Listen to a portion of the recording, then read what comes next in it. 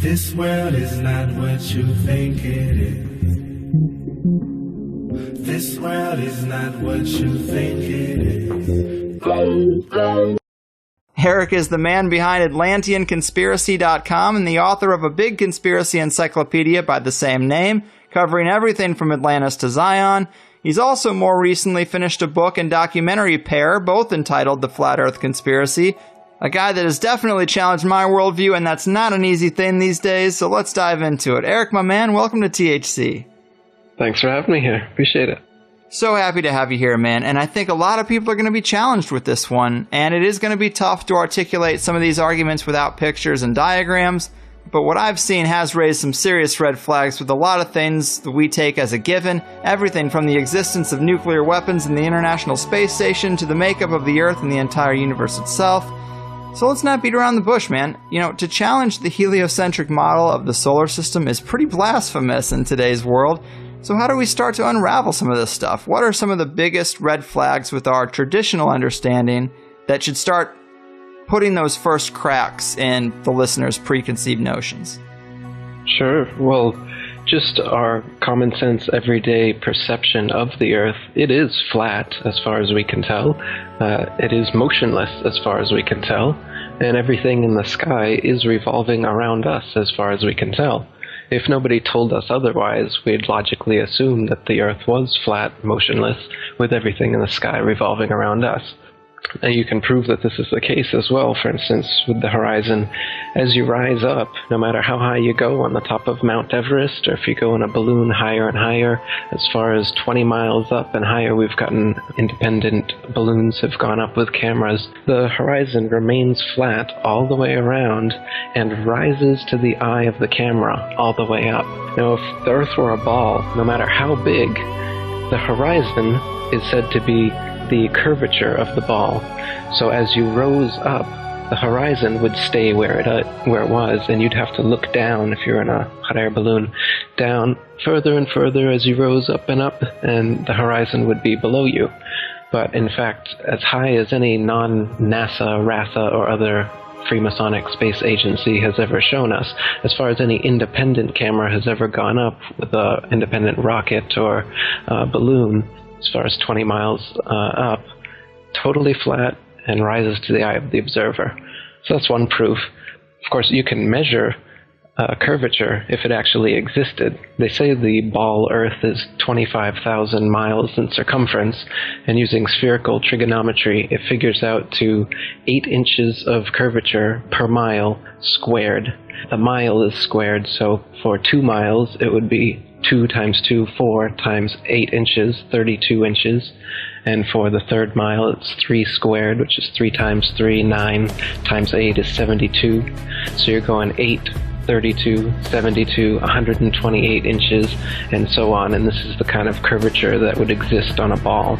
And specifically on a ball 25,000 miles in circumference, as they say it is. So you can check with theodolites and telescopes and different methods, lasers, to see if the Earth actually does have that curvature. And it's been tested over and over again and found to have no curvature whatsoever. So I mean, even if they had the number wrong and it was 100,000 miles in circumference, there would still be calculable, measurable curvature that just isn't there. The only place curvature exists is in NASA photos and videos, and those can be proven to be CGI fakes, and the early ones were literally taken through a round window to make the Earth appear round. An old reel received by mistake. It contains the raw or unedited footage of the crew of Apollo 11, Michael Collins, Edwin Aldrin Jr., and Neil Armstrong, staging part of their mission for nearly an hour in living color, with exceptionally clear behind-the-scenes audio of conversations discussing the techniques used to achieve a disingenuous picture depicting the Earth at a distance, in order to falsely demonstrate their far journey from it and their ability to survive passing through the Van Allen radiation belts. It cannot be misconstrued that this staging was done for some other reason prior to the mission, for the reel itself is slated and dated July 18th, 19th, and 20th, 1969, the very days of the mission when they were said to be approaching and achieving lunar orbit. And that's it. It's just photo trickery and brainwashing that's got the world thinking that we're on a ball spinning around the sun with a magical force called gravity holding us on the underside of this spinning ball.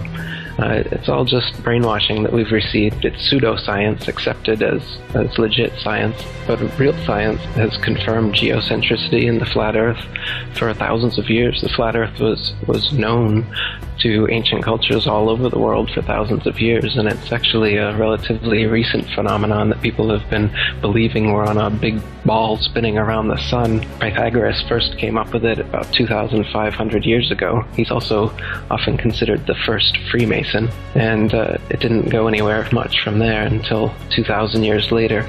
Copernicus picked up where he left off, another Jesuit Freemason, and he really picked things up, and Kepler and Galileo and Newton, and now Einstein and NASA, Sagan and Neil deGrasse Tyson, all these people, they're all part of this Freemasonic club that is building a pseudo-scientific worldview to indoctrinate the slave class so that we can be propagandized into doing anything. This is basically the biggest thing you could possibly lie about. So the psychopaths who control society are interested in world domination. The best way to brainwash the whole world is to lie to the whole world about what the world is. What is the earth under your feet? What is in the sky above your head? Where did we come from? You know, it's now, this lie has now evolved into a Big Bang evolution, heliocentric spinning ball cosmology, when in reality, we're not a cosmic accidental sneeze, nothingness turned everything. This is quite obviously intelligently designed, this thing we're experiencing here, this life, this universe. I can't believe anyone in their right mind can look me in the eyes with a straight face and say, no man, it's all random. This is all just random. But people do. Yeah, right. I think you make a lot of great points, man, and I think the curvature argument is pretty damn strong. And I pulled this off your website in the comments section because, to your credit, you spend a lot of time writing thorough answers to questions and responses to critics, and that's where a lot of my questions got answered. And so here's a little more detail about the curvature argument from your site. It seems like lighthouses are one great example. This first one you have is the Isle of Wight Lighthouse in England. It's 180 feet high and can be seen up to 42 miles away, a distance at which modern astronomers say the light should fall 996 feet below the line of sight. Why can you still see it? And then you have several other good examples in the lighthouse department, but another one worth mentioning that people be familiar with is the Statue of Liberty. It stands 326 feet above sea level, and on a clear day can be seen as far as 60 miles away. Now, if the Earth was a globe at the dimensions that they give us, that would put Lady Liberty at an impossible 2,074 feet below the horizon. These examples seem hard to rectify unless there's some obvious answer that I'm missing, but I would say this is a pretty compelling thread of evidence, my man. Yeah, the distance at which the light from lighthouses can be seen at sea is just way too far for the Earth to be a ball 25,000 miles in circumference. Another great example is the Notre Dame Antwerp spire, standing 403 feet high from the foot of the tower, with Strasbourg measuring 468 feet above sea level. And so with the aid of a telescope, ships can be seen on the horizon, and captains declare they can see the spire from an amazing 150 miles away. If the Earth were a globe, however, at that distance, the spire should be an entire mile, 5,280 feet below the horizon. So there's a lot of examples like this where you've got a whole mile, say, that the light should be below the horizon. You should not be able to see it. And even light refraction that the naysayers try to bring up can't account for it, as it can only account for 1/12 of whatever the original distance is. So, the light at which lighthouses can be seen at sea, as well as the fact that canals, tunnels, and railroads are never built with curvature in mind whatsoever. That's not necessary.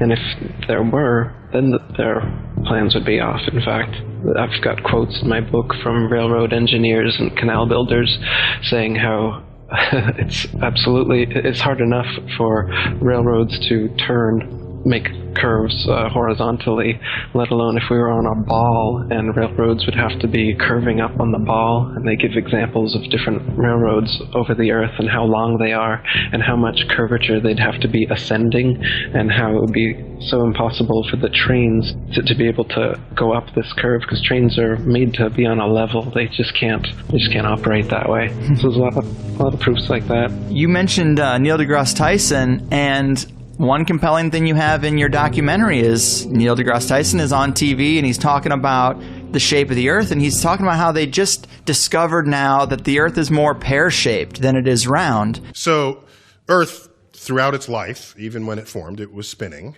and it got a little wider at the equator than it does at the poles. So it's not actually a sphere, it's oblate, and officially it's an oblate spheroid. That's what we call it. But not only that, it's slightly wider below the equator than above the equator. A little chubbier. Yeah. Chubby's a good way. It's like pear-shaped. Yeah. And I'm thinking, well, we've been seeing pictures of the Earth from space, and it's a perfect circle. So either you don't know what you're talking about, or those pictures aren't real. This is a serious disconnect that's hard to rectify, Neil. Absolutely, yeah. And they've said that it's a sphere, and then they've said that it's an oblate spheroid flattened at the poles, so it's kind of like smushed. And now more recently they're saying it's an oblate spheroid flattened at the poles with a bulge in the south, so it's kind of pear-shaped. So they keep changing it, but you're right, the pictures that they've given us, they show a perfect circle. They don't show any sort of bulge or oblateness as they claim exists. And people say, oh, well, it's just not enough to be seen.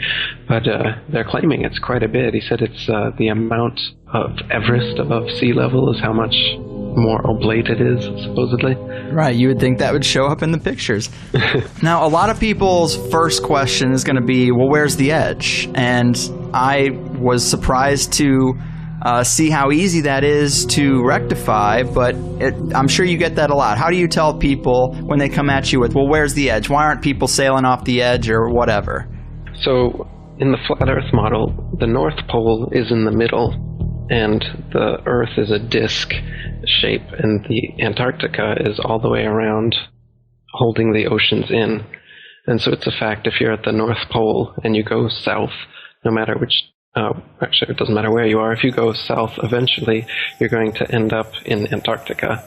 But on the ball model, it's just a little ice continent underneath the ball. Yet in this model, it's all the way around you, holding the oceans in. As for whether there's an edge beyond the Antarctic ice plateau, this wall that holds everything in is about 100 to 200 feet tall, and once you climb up on the ice wall, it's a plateau of snow that just goes on and on and on. And the public and myself are ignorant at the moment as to whether there is an edge at some point, whether there'd be a barrier, a dome, as many ancient cultures have said there is, or whether it's an infinite flat plain and it's just snow, ice, wind, and darkness forever. So that's still a mystery, how the ice actually terminates. But it is a fact that if you travel south from anywhere on Earth, you will end up at the Antarctic ice wall. The lie is that there's a South Pole, and they've put a ceremonial red and white barbershop pole with a ball Earth on top of it at an arbitrary point along the Antarctic ice. And they even admit that it's not the actual South Pole, and they have this complex model how the North and South Poles on the ball Earth are constantly moving because of the nature of the molten magnetic core of the ball Earth they claim exists. But the real reason is they have guided tours there to the South Pole, and if you took a compass and you stood at their ceremonial pole, you should be able to walk in a circle and north would be in every direction. But of course that wouldn't happen, and so they'd have to answer to all these tourists every year as to why the South Pole clearly isn't the South Pole. And they even admit it. You can see on YouTube, and they give their complex answer as to why it's always moving and you can never really find it. Same with the North Pole. In fact, if you watch North Pole documentaries, they always claim they're at the North Pole, but they're only showing a Garmin with 90 degrees north latitude. They never pull out a compass to actually check if they're at the North Pole. They're just on some ice somewhere, could be anywhere on Earth, and then they're like 3 feet, 2 feet, 1 feet, we're at the North Pole. And arriving destination 15 feet, 12, 10, 2. North Pole. Top of the world, guys. Top of the world. We'll get that in a minute, Jake. It's just some random ice, nothingness. So yeah, it's easy to lie about these things. And these no man's lands, the North Pole and the Antarctica, they don't allow us to independently explore them. So people like Rodney Clough or Jarl Andehoy, independent explorers who've wanted to go to the North Pole and Antarctica without getting government pre-approval and only going with their escorts to the places they want you to go. They've actually been turned around at gunpoint by military vessels, not allowing them to go in. Jarl Andehoy's faced jail time and fines for it as well. So they definitely don't want us exploring what is in the middle of the flat Earth and on the edges. They keep us in the middle. Yeah, I find it really interesting. And the first thing I had thought when I was getting into this is like, well, what about airplanes? People fly from North America to China to Europe, all around the globe, or, the proposed globe. And this is easy to rectify with the model you laid out with the North Pole in the center. When you fly, if you think about the rings on a bullseye, you can fly around it can make it seem like you're going around a ball, but you're really just going around in a circular pattern on a flat plane. And I was like, wow, I never really thought about it like that. And if you look at, well, of course, something we always talk about is hidden in plain sight, symbolisms and corporate logos that they use. And if you look at the UN flag, this is exactly the model you're proposing, and it even has an overlay of like a bullseye pattern that shows you the overlay is exactly how planes would fly around or how ships would navigate around. But it's really odd that the UN flag would take up the exact same composition, or damn close, to the flat Earth model. Yeah, the UN flag is a flat Earth map. You can look at it. It is not a ball Earth. It's a flat Earth.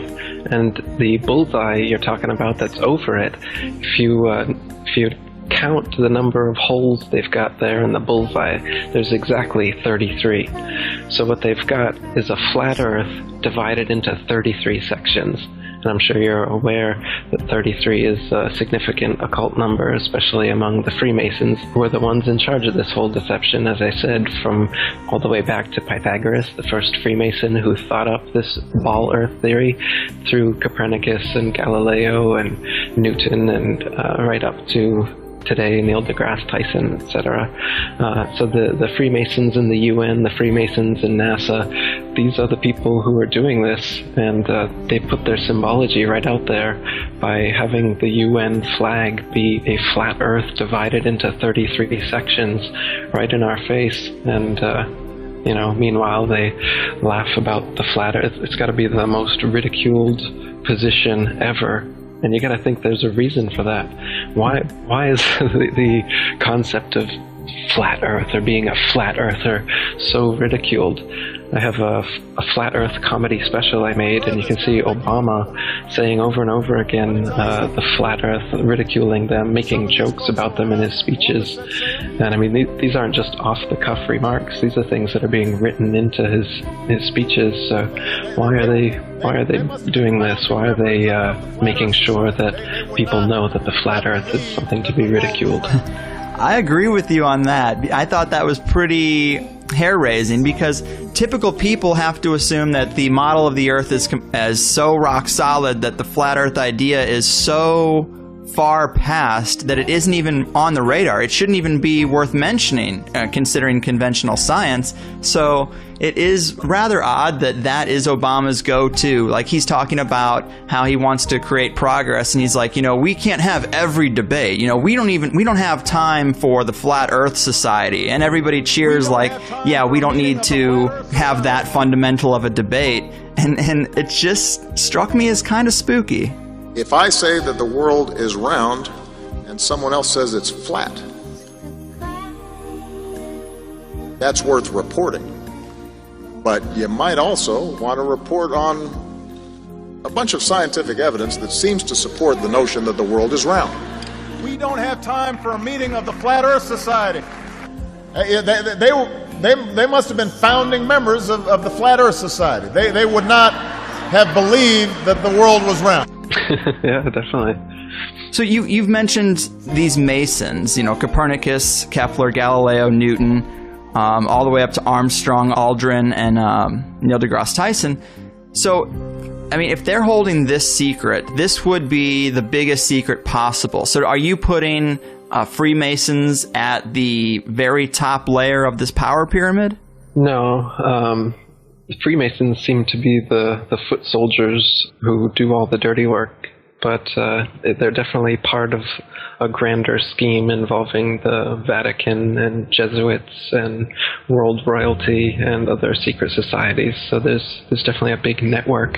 I don't know. I think people like to kind of debate semantics about the tippy top of the capstone of the pyramid, and I don't know that there even is such a thing, or if we would ever get to it from the outside. But I think it's definitely, world royalty, the Vatican, the Freemasons, and the whole secret society network of, Bohemian Grove and Skull and Bones and all these other organizations. They're all interlinked in some ways through the whole corporate, banking, military, industrial structure. The thing's pretty well interwoven.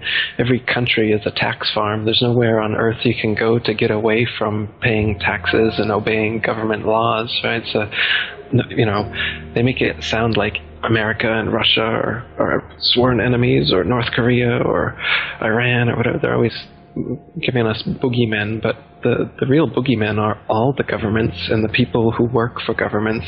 They're all mafia organizations in the sense that they couldn't exist and wouldn't exist if it wasn't for the violence and coercion they use to steal tax money from their populations. Whether it's a democracy, socialism, communism, fascism, every ism involves taxation, forced stealing money from the population to fund the bureaucracy that continues stealing money and writing laws and imprisoning the population, and then making more money off of imprisoning the population, as they do in America with the private prisons, and profiting off the inmates' labor and whatnot. So they've got a big profit margin going here for this scheme, and it's really well interconnected. And to debate about the tippy top all the time, as many conspiracists like to do, I think it's more important to just see that this is a huge network, and it encapsulates literally everything that the conspiracy encyclopedia, has. Yeah.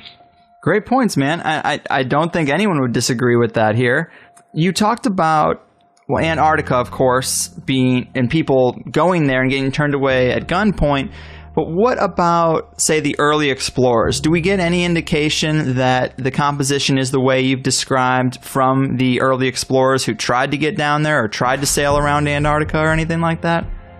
Yeah, the early sailors that went to the Antarctic, like James Clark and Captain Cook, they spent years trying to find an inlet into the Antarctic ice. On the Ball model, it's supposed to be only about 12,000 miles around the Antarctic ice continent, but on the flat Earth map, it would be much bigger than that. And in reality, when you sail around it, as I said, it takes 3 or 4 years, and they weren't going in a straight line, but they were chartering 50 or 60,000 miles around as they were trying to find an inlet into the ice wall, never able to find one. Yeah, and you also have, and this is another quote that I pulled off your site, a guy named William Carpenter. He says, "Yes, but we can circumnavigate the South easily enough," is often said by those who don't know. The British ship Challenger recently completed the circuit of the southern region indirectly, to be sure, but she was 3 years about it and traversed nearly 69,000 miles, a stretch long enough to have taken her 6 times around the globular hypothesis. Which is interesting because you can then visualize someone trying to get around this island they have in their head, this big island of ice, this big continent of ice, this idea they have in their head, and they're trying to get around it by just going the same direction. And if you picture it in the flat Earth model, you can visualize how they would just be bumping into the edge all the way around until they got back to kind of their starting point, and then they'd go back up north and be like where they were. And to them, they think they went around a big continent, but they did exactly the opposite and went on the inside of a giant edge. And I thought that quote was pretty interesting.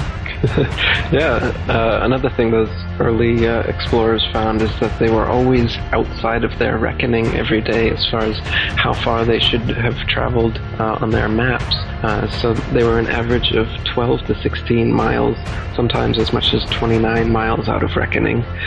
Lieutenant Charles Wilkes, commander of the United States Navy exploration expedition to the Antarctic in 1838, spent almost 4 years going around, and he was writing in his journal how every day he was sometimes up to 20 miles in less than 18 hours out of reckoning. And so they always have to chalk it up to water currents or some sort of thing like this. But they're consistently out of their reckoning because the flat Earth, of course, is much bigger in the southern so-called hemisphere than the ball Earth would be.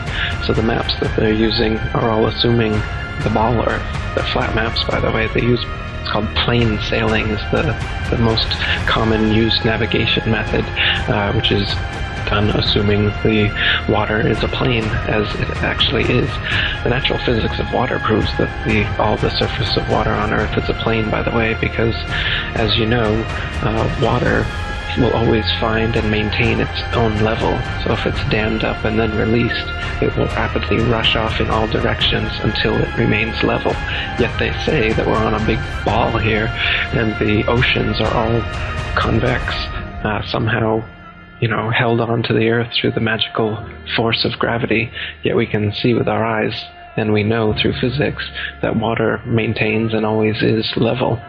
Yeah, that's a compelling point, and you did bring up earlier that the horizon always looks flat, and I think most people would say, well, that's a perspective issue. That would be the argument, the typical argument, but if you haven't seen it, people should look at it. That you're right about the idea that there's people who have attached cameras to balloons, just independent people who've attached a high-def camera to a balloon, sent it up as high as they possibly could just to get that footage, because it is interesting to do.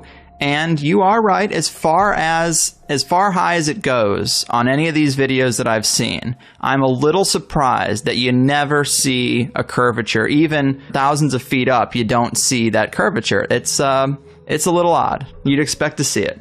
Yeah, though sometimes you do see curvature, and it's because of using a wide-angle lens. Right. For instance, on the Red Bull dives that Felix Baumgartner did that everybody has seen, if you notice, the outside cameras are clearly wide-angle lens, and then there's an inside cockpit camera that isn't. And as you're watching it from the outside cameras, you'll notice that the supposed curvature of the ball Earth starts really early on, just as he's lifting off, and the exact same curvature stays exactly the same all the way up to the point where he's going to jump.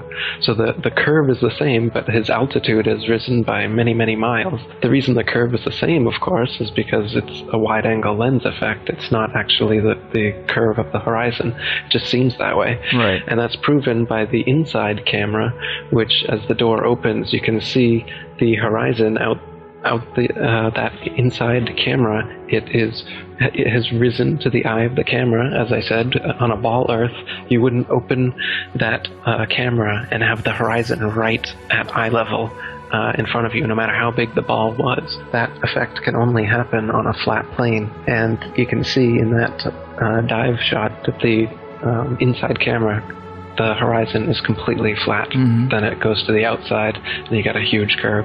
But when you're looking at some of the amateur balloon footage, some of it's lens corrected, and it's completely flat. And others, like the GoPro stuff, the horizon will fluctuate as the camera spins and tilts. The horizon will go convex and concave, but whenever it's still, it will level off at completely level. And you can see that the convex and concave the images are just a lens effect. It's obviously not the horizon shifting every 2 seconds as the camera jumps. Yeah. And when it's still, you can see all the way up, totally flat. Yeah, I have a GoPro, so I'm very familiar with that fisheye lens, which, yeah, that's not going to be reliable for what we're trying to look at. And another thing about that guy who does the jump from the upper atmosphere, when he lands, he does a Masonic hand symbol. So he very well could just be another pawn in the game to create the illusion. I thought that was pretty interesting.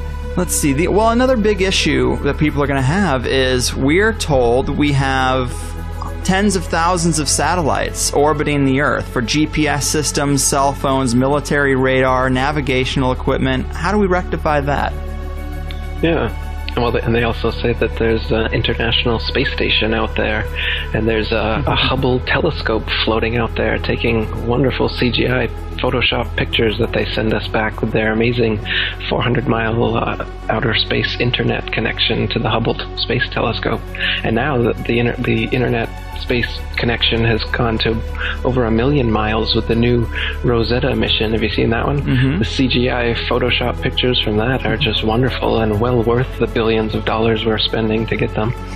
Yeah, so the illusion is that there's a space station and satellites and telescopes just floating out there in infinite space. But you and I know that no matter how high you go, you come right back down. Whatever goes up must come down. The illusion is that at some point, if you go high enough, this gravity they claim exists that pulls you back down to the Earth, suddenly just you pop out of it and into the vacuum of space. Now, the vacuum of space can't exist because it's connected to the non-vacuum of the atmosphere in Earth and all the other supposed planets that exist. So a vacuum must be a closed system. But they claim space is a vacuum, and space is an open system. So it's philosophically impossible for space to be a vacuum. And the way that they fool us into thinking that this actually is plausible is threefold. First way they do it is in zero-G planes, which are Boeing 737s that do parabolic maneuvers that have a free-fall illusion, a free-fall effect rather, that happens for about a minute, where you can be floating in these planes. And that's how they get this outer space look, like you're floating in outer space. The second way is through wires, harnesses, and green screen for the longer shots. In the ISS, for instance, they do that. And the third way, for like the outside shots they do, are in pools that are actually underwater. And this is confirmed by the fact that there's bubbles rising in the pool in a lot of their shots. And people on YouTube have dissected a lot of the ISS and other supposed space footage and all the space bubbles that are coming out of their helmets. Some people are even wearing scuba gear. They found that as well. So that they fake these zero-G illusions by being in water, by being in zero-G planes, and by being in harnesses in front of a green screen.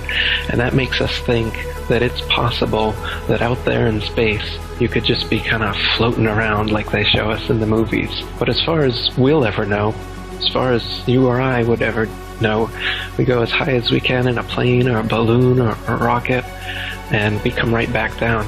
Even the rockets they send up, if you're honest about it, you'll notice that they don't go straight up. All their rockets start a parabolic curve, they start to arc over, and the ones they claim are successful are the ones that go out of view before they come all the way back down.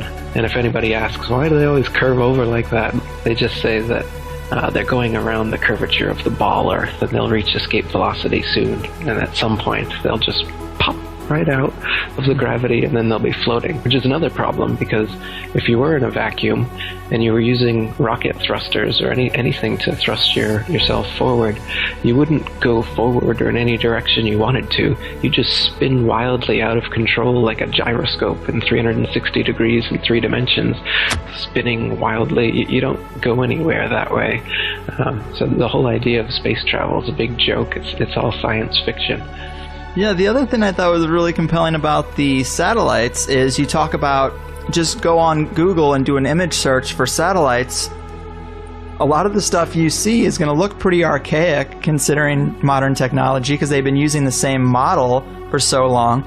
But almost everything, well, if this model is to be true, it'd have to be everything. But everything you see looks CGI, or it looks like a little computer graphic of a satellite, where are the pictures of Earth with 20,000 satellites orbiting it? If we have an International Space Station, can't you get a photograph that has all these little dots that should look like lice all around the Earth's outer atmosphere?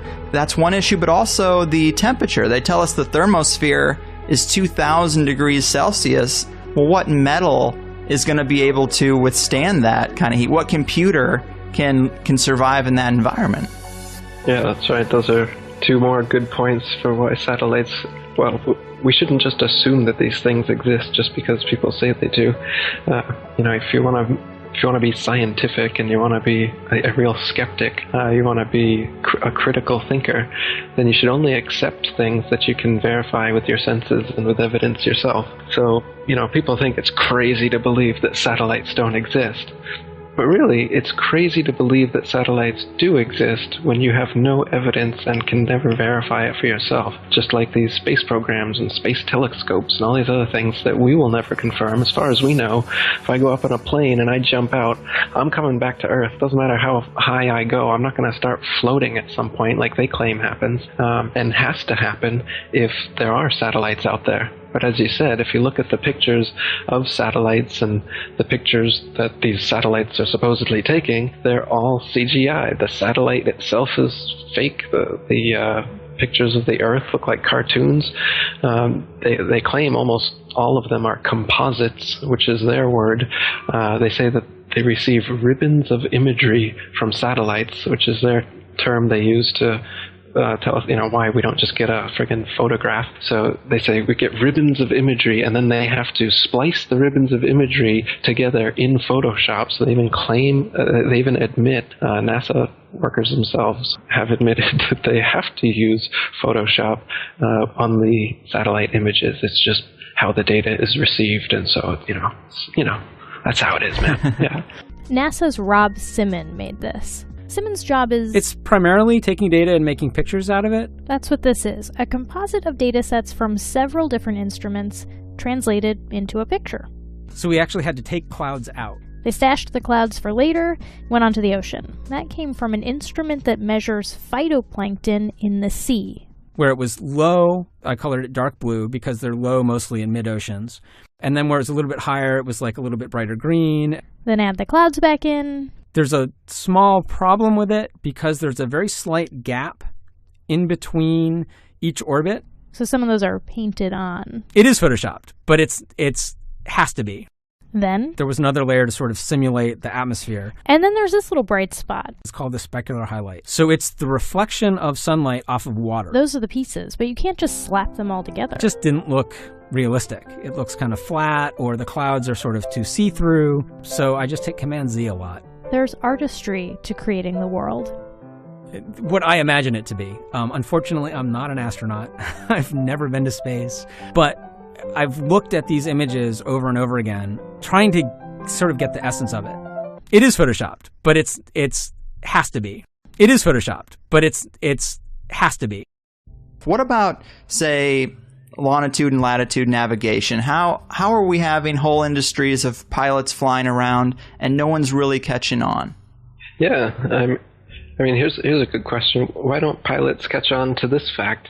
If the Earth was truly a sphere, 25,000 miles in circumference, curvating 8 inches per mile squared, a pilot who wanted to simply maintain their altitude at a typical cruising speed of 500 miles per hour would have to constantly dip their nose downwards and descend 2,777 feet over half a mile every minute. Otherwise, without this compensation, in an hour's time, the pilot would find themselves 166,666 feet, 31.5 miles higher than expected. You just end up flying off into outer space if you weren't constantly dipping your nose down to fly around the ball. And so, like I said, if at the typical cruising speed of most planes, you'd have to be descending half a mile every single minute. And this never happens. I've talked to pilots. Once you get to your cruising altitude, the artificial horizon maintains level. It don't touch the controls, just keeps on going. And so, I mean, the reason pilots don't figure, I'm sure some pilots figure it out, and then who are they going to tell?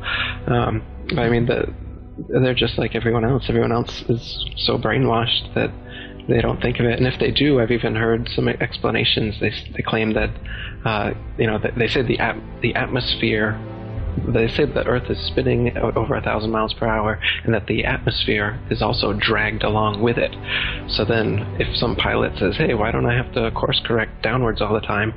their explanation is that this atmosphere that's being magically dragged with the spinning ball Earth also magically course corrects planes so that they stay at exactly the same altitude because they're in that atmosphere, that magical atmosphere that helps you curve around the ball Earth, man.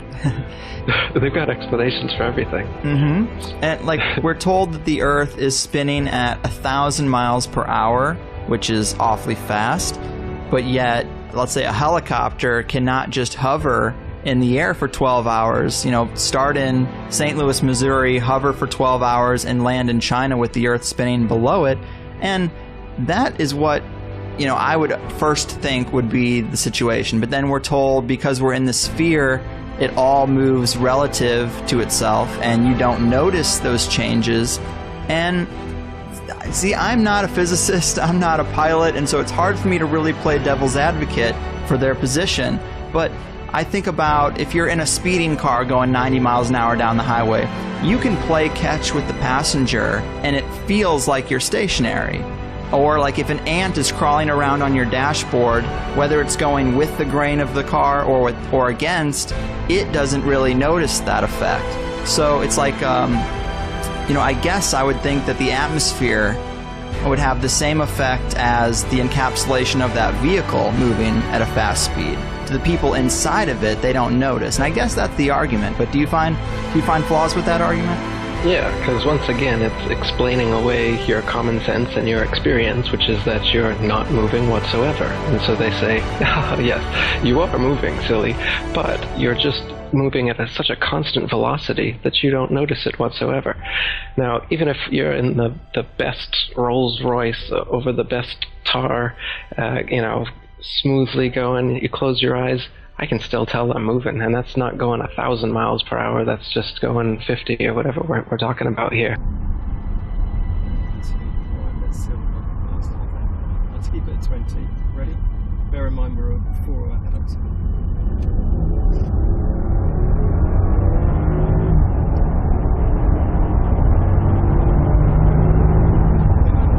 Even in an elevator, just an elevator going up, I can feel that. I have a really sensitive stomach, so I can tell, and I get sick if I'm doing some sort of motion that's anything on par with what the Earth is supposedly doing. And so isn't that weird that just because it's a perfect constant velocity that my stomach's able to handle that, but just a little bit of a elevator malfunction and then I'm ready to, So these things don't make any sense. They just want to explain away your common sense with these kind of arguments. And like you said, if you were in a helicopter, you should be able to just go up, wait for the ball Earth to spin underneath you and land at your destination. But of course, the atmosphere spins with the ball Earth, so that doesn't happen. But we can prove that that's not the case either, because now we have airplanes which you can go easterly or westerly, and if the Earth and the atmosphere are spinning 1,000 miles per hour east all the time, as they say, then a westbound plane should be, an eastbound plane should never reach its destination. If it was going 500 miles per hour and the Earth is spinning and the atmosphere is spinning 1,000 miles, your destination should come up behind you before you ever reach it, right? And then destinations going the opposite way are going to take far, far longer than they do. You can check flight times, and they're always within a half hour, a couple hours, no matter what direction you're going to or from. But if the Earth was actually spinning at the rate that they say it was, flight times would be totally different. It makes sense, but yet I've been taught from an early age not to trust myself because they've got it on lock, so I just assume that the physics all kind of works out. But I know there are people who go to school for physics. They study it for years and years, and it's just odd that none of them ever catch on to it. That I guess that guys like Newton created this entire fake science around a fake model, and yet all the math checks out. That's a little hard for me to rectify. Well, they're counting on that. That's why they've got all these huge formulas and calculations for gravity and whatnot that are based on nothing. So, like, they've got a weight for the ball Earth, all based on their gravity calculations, and you can Wikipedia it, and you'll see pages of, mathematic language that makes no sense to 99.9% of the population, but apparently the math works out, so it's real, right? So it's just another way, just like the CGI images or whatever. Some people are fooled by the images, some people are fooled by the math, some people are fooled by, this or that. They've got many different ways to get us in their grips. Like you said, the whole education system is teaching us not to believe our senses. Like the model they show, the ball Earth model with a crust on the outside and the outer mantle and the inner mantle and the outer core and the inner core. Guess what? They've only ever dug 8 miles down into the crust, so they don't even know what's beneath that. It took them almost 30 years to get there, and they couldn't get any further in the Russian Kola Ultra Deep, it's called.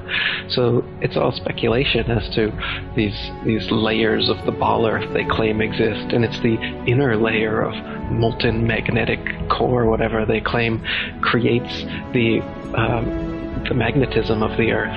And this is another funny thing. They claim that the core that we've never gotten to, so that can't be confirmed existed, causes a magnetic effect on the ball Earth, so that at one point at the top of the ball is a pole, and at the exact opposite point on the ball is an opposite magnetic pole. But this doesn't exist anywhere in nature. You can't find a sphere, and at one point on the magnetic sphere, it will cause another magnetic sphere to stick to it in that little point, and then and then push away from the opposite point. It doesn't exist like that. Only bar magnets can do that. What do exist, however, are ring magnets, and those are shaped just like the flat Earth model, where the pole is in the middle, and then the opposite pole is actually every point along the circumference.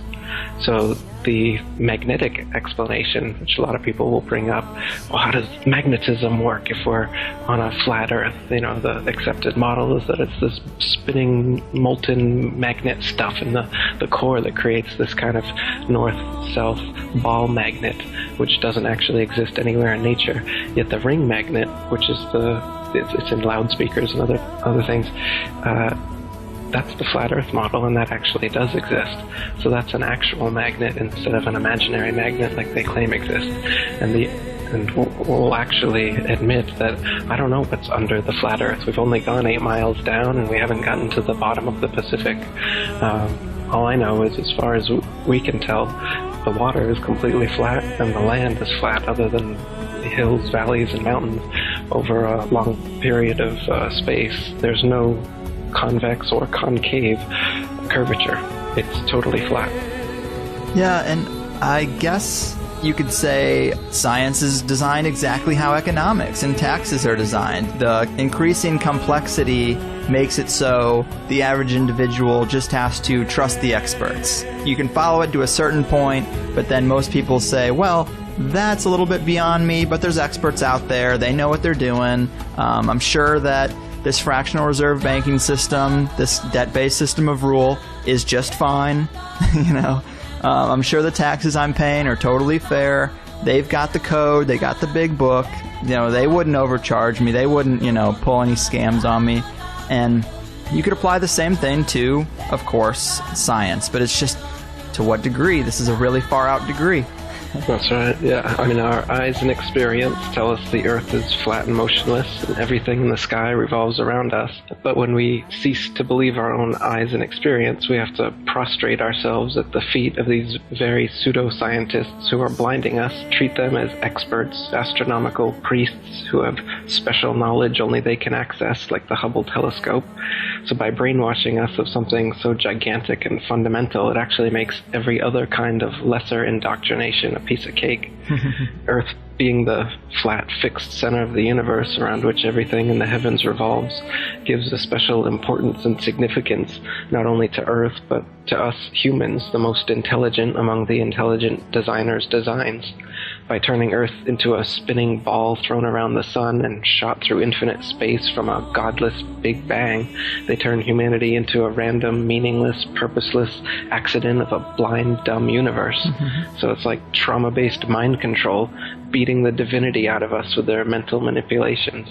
People are always asking, why do they do this? Other than the obvious profit margin motive, NASA being the biggest black budget black hole in existence, sucking in over $30 billion taxpayer money for the fake moon landings alone. Mm-hmm. Nowadays, hundreds of billions of dollars, and not just NASA, but RASA and all the other fake space organizations around the world, giving CGI images for hundreds of billions of dollars. So this modern atheist Big Bang heliocentric globe Earth chance evolution paradigm spiritually controls humanity by removing God or any sort of intelligent design and replaces purposeful divine creation with haphazard random cosmic coincidence. And so by removing Earth from the motionless center of the universe, these Masons have moved us physically and metaphysically from a place of supreme importance to one of complete nihilistic indifference.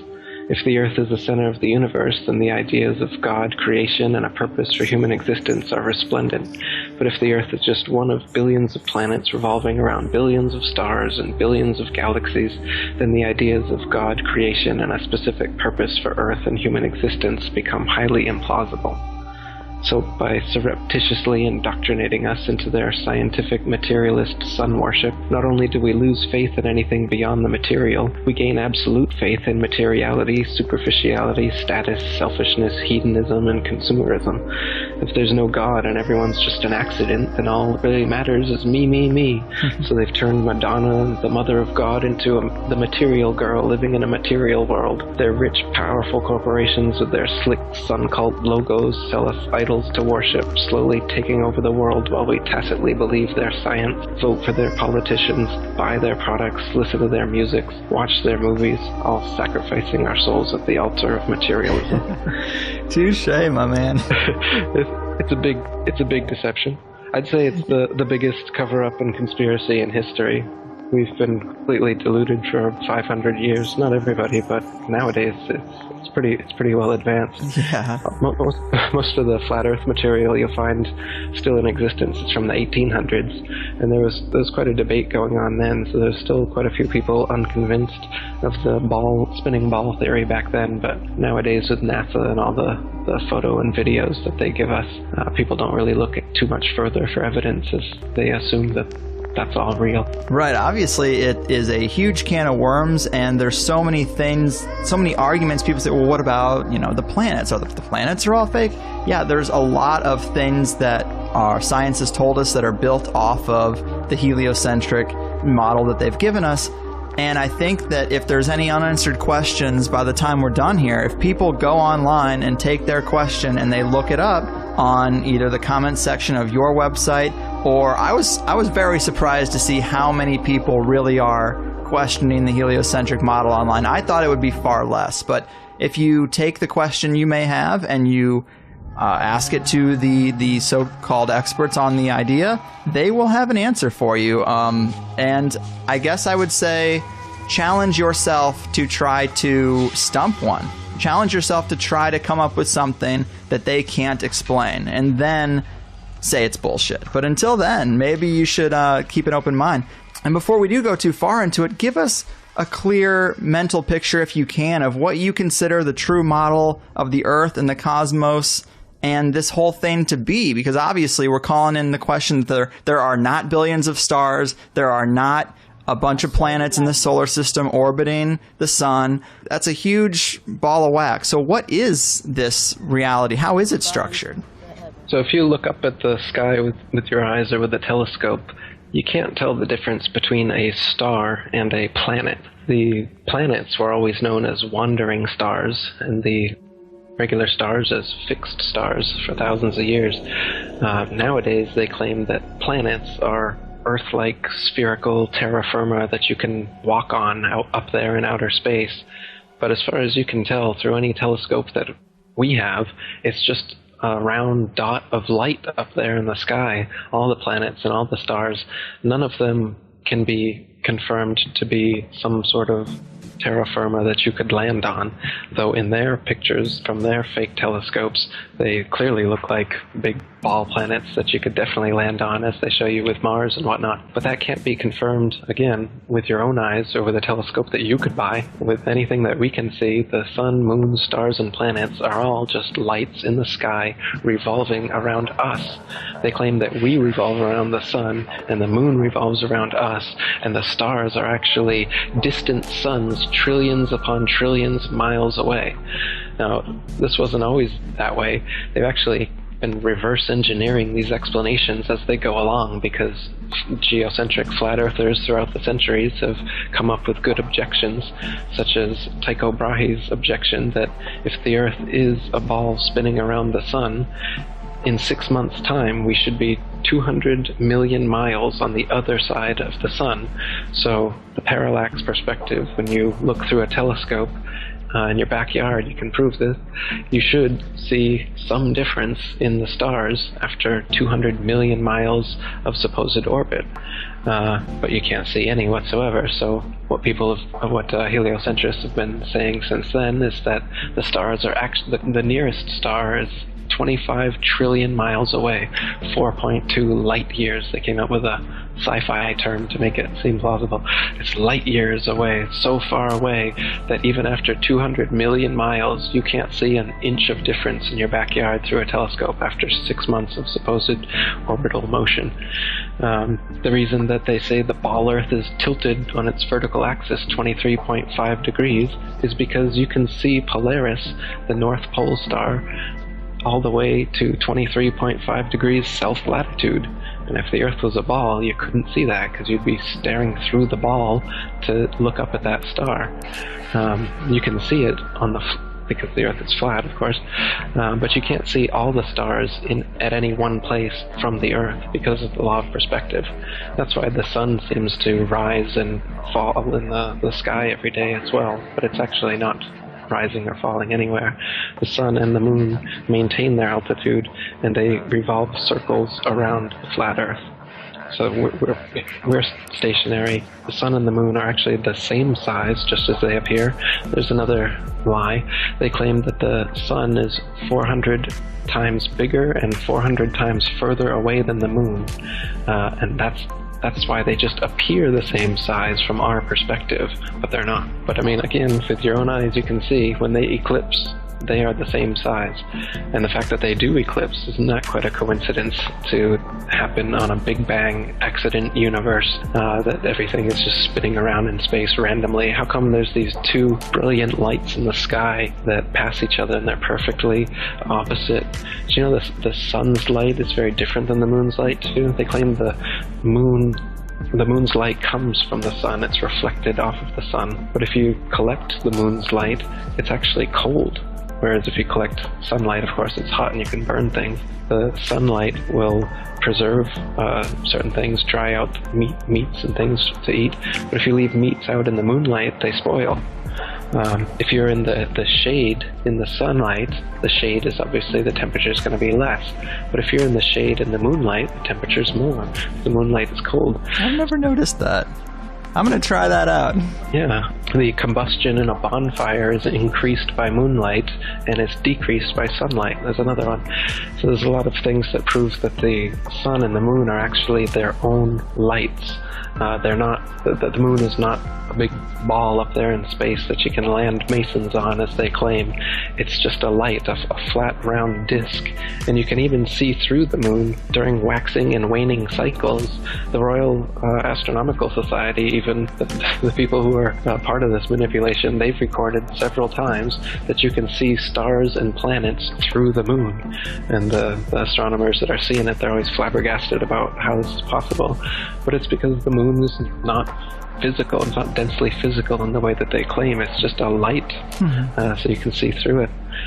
Just like the planets as well are just lights. That's why Pluto's not a planet anymore, because the light from it just rapidly diminished one day, and they couldn't continue fooling all the amateur astronomers that Pluto's a planet, because the starlight from it just diminished by 50%. I think that moon thing is pretty compelling. I am going to tonight see if that's true. I've never noticed that effect. I've never looked for that effect. But to think that if I get into the shade of the moon and that the moon is giving off its own light, I mean, that is pretty radically different. And I like those kind of challenges. So I'm going to try to see how that works. But I'm surprised more people haven't stumbled upon that. If the moon is giving off a cold light, I guess we just assume it's the absence of sunlight, but to shade yourself from that and be warmer, Interesting indeed, isn't it? It is. I don't know, man. This is about as far out as it gets, and it's super awesome. So, thanks for being here. We covered so much ground. I think we made a pretty good, complete case for at least the proponents of the flat earth. I think they would be proud of the interview we did today. But, if there are still skeptics out there that are resistant to this idea, is there anything else before we wrap this up that we should mention as icing on the flat earth cake or anything? Yeah, I recommend everybody look into it, do your own research, and check out my website, atlanteanconspiracy.com. My book and documentary is free on YouTube, The Flat Earth Conspiracy, and I've just restarted the International Flat Earth Research Society. You can come see some of the message board stuff we're doing over there at ifers.boards.net. Perfect, man. And I did want to mention also real quick, for people who are going to go look this stuff up, you might want to avoid the Flat Earth Society because they seem to be controlled opposition. You have a post about that, how the Flat Earth Society, the official group, they purposely sound crazy. They purposely don't answer things correctly. And when you trace back some of the people who are involved, they are Masons as well. So it seems like they might have this group set up to look stupid. Maybe avoid that. Exactly. The Flat Earth Society was set up after the International Flat Earth Research Society was set up as the controlled opposition to bring people away from that society.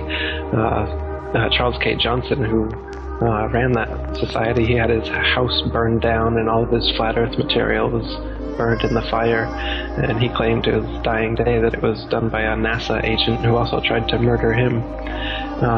And so, the Flat Earth Society, what they do is they mix a bunch of false flat earth arguments in so that people who are considering the flat earth and trying to research it, they'll instantly come upon the Flat Earth Society material because it's at the top of all the search engines, and they'll have false arguments like instead of saying that gravity doesn't exist, as we got into a little bit, they'll say gravity exists, but it's explained by the flat earth disk constantly rising up 9.8 meters per second. And so you can imagine, instead of you falling, the flat earth is rising up, and that's what happened. Right. But again, this is a silly argument. If that was the case, then sustained flight would be impossible, and the flat earth would be rising up into planes and helicopters and stuff crashing into them. So they present an easily refutable argument like this, and then well-meaning researchers trying to look into the flat earth find their frequently asked questions that has these bad answers, and then they just think, oh, well, this is ridiculous. And they also they make the whole thing into this big satire, and they address it cynically. So if you read some of their threads, they don't keep a serious research kind of attitude. They're always off the cuff, trying to be witty and funny all the time. So the whole thing is just made into a mockery. Yeah. They even made a mockumentary called In Search of the Edge, and they'd show it to people in public schools. They'd show it to kids, and then afterwards they'd ask them if they believed it. And then if the kids believed it, they'd then give these worksheets showing why it was wrong and that the Earth definitely isn't flat, and here's why, and then they'd start a big ball Earth unit based on it. So the Flat Earth Society has been involved in these kind of fake flat Earth arguments and documentaries and everything from the get-go up until today. So so steer clear of the Flat Earth Society and come on over to the International Flat Earth Research Society. Yeah, just like Alex Jones makes conspiracy theorists seem crazy, they have an organization set up to make flat earthers seem crazy. So it's definitely worth a mention, because I didn't want people to go there and then get turned off. Like you said, it's usually the first thing they see. So atlanteanconspiracy.com. Check out Eric's awesome YouTube page. It's got tons of this stuff that has made me question a lot of things I thought I knew. But thanks so much, man. You really have changed my impression of flat earthers, even if I might not have become one myself quite yet overnight. I love the fringe ideas like this. I just didn't think there was a real argument there, and now I think there could be. So keep doing what you do, and take care of yourself out there, man.